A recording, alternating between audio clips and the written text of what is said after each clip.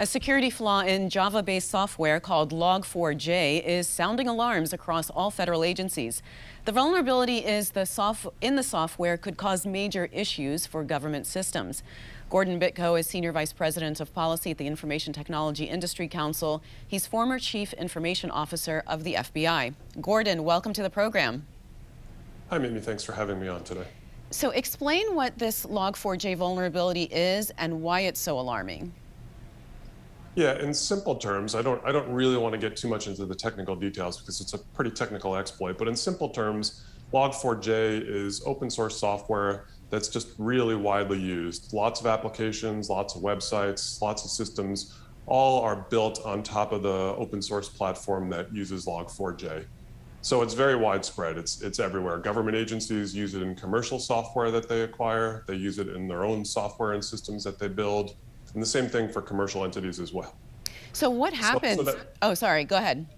Yeah, so I was going to say that the issue here is it turns out that there's a vulnerability in it. People discovered that there's a flaw that's been in it for the better part of a decade at least, and that you can take advantage of it to allow a malicious actor to run whatever code they want on your server, on your system. So you can see why that's a problem. That's what I was going to ask. What happens if bad actors exploit it? So it's pretty easy to exploit and to get access to these systems. Yeah, that's right. It turns out that's really the surprising part. Is it's been around for so long, wasn't known about for a decade, and yet it's a very easy exploit to take advantage of once people know about it. And that's why everybody's so worried about it, because it spread so quickly. It's very easy to take advantage of once you know what the vulnerability is. Now, how is Log4j different from SolarWinds? Yeah, that's a really good question, Mimi. And on the one hand, where it shouldn't be different is in the preparedness of organizations, of agencies and others to manage their cyber risk, to think about what are the critical data that they have and how do they limit access to that and ensure that the worst doesn't happen or that they can recover if something bad does happen. But where it's really different is SolarWinds required pretty sophisticated capability on the part of a nation state actor to target SolarWinds, the company, and to insert this vulnerability. It didn't exist until the nation state actor went after them and put it in place. Log4j, on the other hand, is an open source product. This vulnerability has been there for a long time, and so it's spread everywhere naturally. It wasn't some third-party actor targeting government agencies or other entities. It's just the fact that everybody uses the underlying open source system that it's built on, that includes Log4j. That's the reason why it's so widespread. You know, you write in your article that there was already a fix available for this vulnerability before it became widely known. So isn't this easily fixed? Yeah, you would think so on first inspection. And I did, as you noted in the Forbes article, mention that there is a patch. It came out already. It was available. Good cyber hygiene would suggest that people would have been aware of that fix and deployed it. But the problem is that, again, Apache, which is where Log4j resides, is super widespread, and not everybody even really knows that they have it. It might have been a system that was built a number of years ago for internal uses.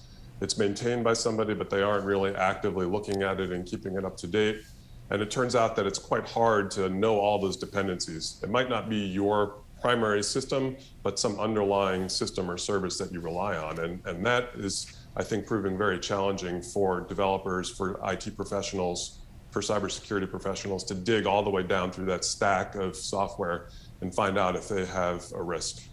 So what has CISA asked civilian federal agencies to do as a result?